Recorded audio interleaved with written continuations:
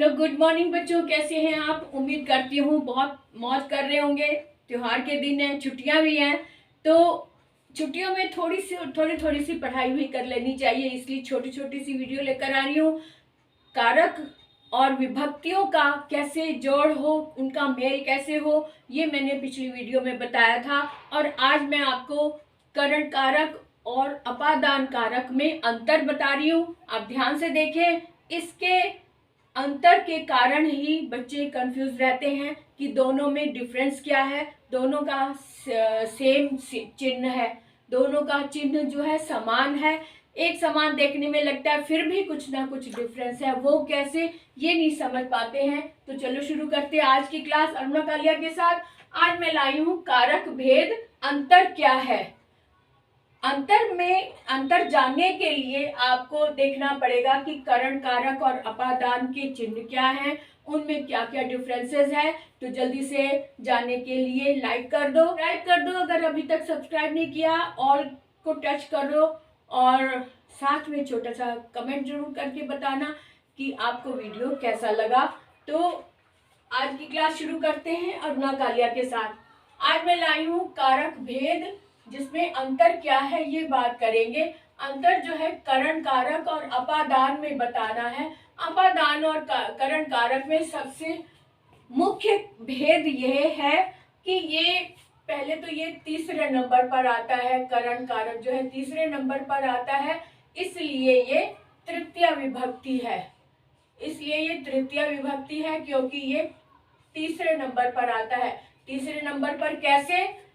पहला कर्ता, पहले नंबर पर होता है कर्ता कारक और दूसरे नंबर पर होता है कर्म कारक,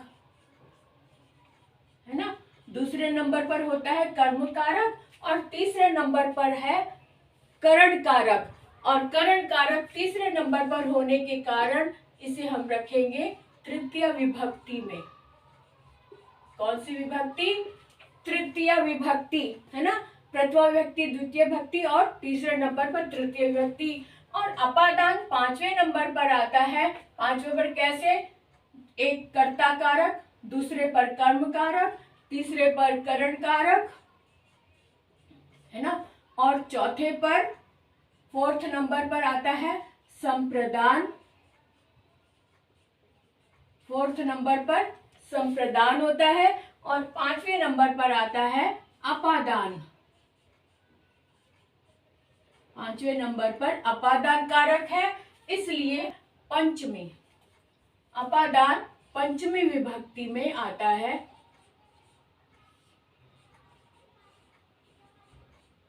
ठीक है।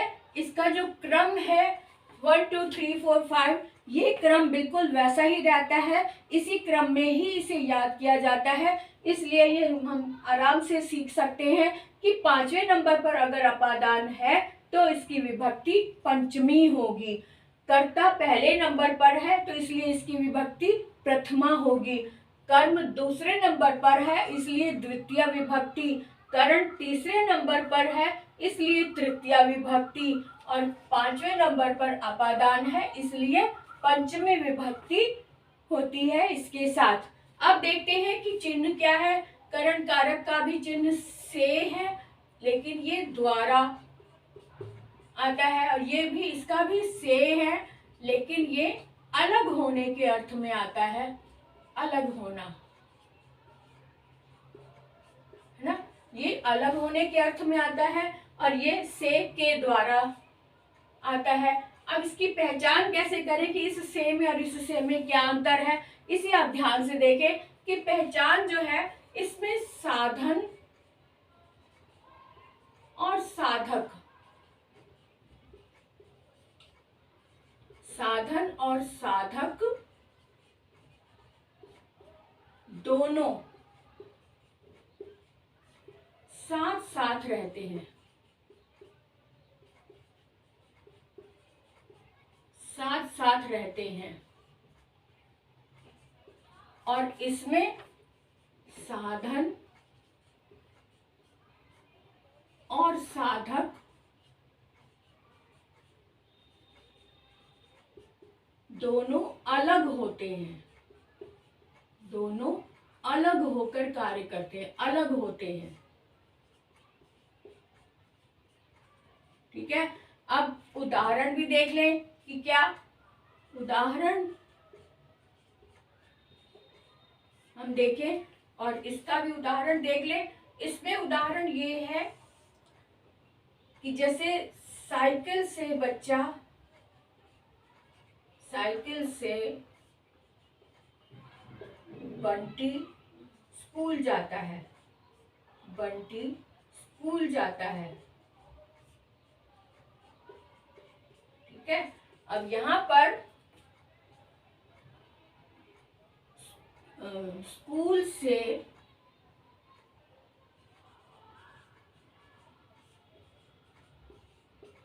बंटी घर आता है, स्कूल से बंटी घर आता है। अब यहाँ पे से लगा है, से स्कूल को छोड़कर बंटी घर आता है, स्कूल से अलग होकर बंटी घर आता है। यहाँ पे साइकिल से यानी साइकिल के द्वारा, साइकिल के माध्यम से वो स्कूल जाता है। तो इसमें सहायता साइकिल की ली जा रही है। यहाँ पर स्कूल को छोड़कर बच्चा घर आता है, तो यहाँ पर ये अलग होना और यहाँ द्वारा, दोनों के अर्थ स्पष्ट हो गए हैं। मुझे नहीं लगता कि अभी कोई कंफ्यूजन होगा। फिर भी अगर अभी भी कोई कंफ्यूजन है तो आप कमेंट करके पूछ सकते हैं। अब देखते हैं कि तत्पुरुष समास के करण तत्पुरुष और अपादान तत्पुरुष में क्या अंतर है, किसमें क्या अंतर है। अभी हमने देखा था कि करण कारक और अपादान कारक में क्या अंतर है। बहुत ही छोटा सा अंतर इसमें भी है, बिल्कुल उसी तरह से, क्योंकि करण कारक में हमने देखा था कि ये तीसरे नंबर पर आता है, थर्ड नंबर पर ये वाला कारक है और ये पांचवें नंबर पर कारक है। तो ये तो हमें पता चल गया कि तीसरे नंबर पर, ये पांचवें नंबर पर है। कैसे? कर्ता ने कर्म को करण से तीसरे नंबर पर, और ये पांचवें नंबर पर कर्ता ने कर्म को करण से संप्रदान के लिए और अपादान से अलग होना। लेकिन साथ में छोटा सा अंतर मैं इनके उदाहरण के साथ बताऊंगी। इसमें अंतर, पहला अंतर तो ये है कि दोनों का चिन्ह से है, फिर भी ये द्वारा आता है और ये अलग होने के अर्थ में आता है। पहला तो अंतर यही हो गया कि अलग होना, ना। उसके बाद दूसरा अंतर ये है कि अगर इसके उदाहरण ले, जैसे रोग, इसका उदाहरण है रोगग्रस्त और इसका उदाहरण होगा रोग मुक्त। रोगग्रस्त और रोग मुक्त। यहाँ पे रोगग्रस्त का मतलब है रोग में घिरा हुआ, रोग से घिरा हुआ, रोग से घिरा हुआ। ठीक है, और इसका अर्थ है रोग से मुक्त, रोग से मुक्त यानी रोग से छूट गया। तो दोनों में अंतर ये कि से का ही अंतर आ रहा है। से का मतलब इसके अंदर घिरा हुआ, रोग के साथ में, मतलब जटिल होते हुए उसके जूझता हुआ, रोग से जूझना। और यहाँ रोग से मुक्त, रोग से अलग हो जाना यानी रोग से छूट जाना। तो ये वाला से यहाँ पर छूटने की बात कर रहा है, अलग होने की बात कर रहा है। यहाँ पर से घिरे होने की बात कर रहा है, साथ होने की बात कर रहा है। अब एक और उदाहरण देख लेते हैं। भय, भय मुक्त। यहाँ पे भय, एक तो हुए है पथ भ्रष्ट,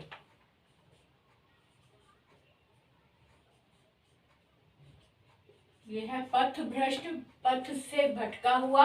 और अगर हम यहाँ देखें, इसका हम देखें तो हस्तलिखित, हस्तलिखित हाथ से लिखना, तो दोनों चीजें साथ साथ है, हाथ से लिखना, हस्तलिखित हाथ के द्वारा लिखना, हाथ के द्वारा लिखना, है ना, लिखा हुआ या लिखना। और ये पथभ्रष्ट, मार्ग से भटका हुआ, मार्ग से भटकना।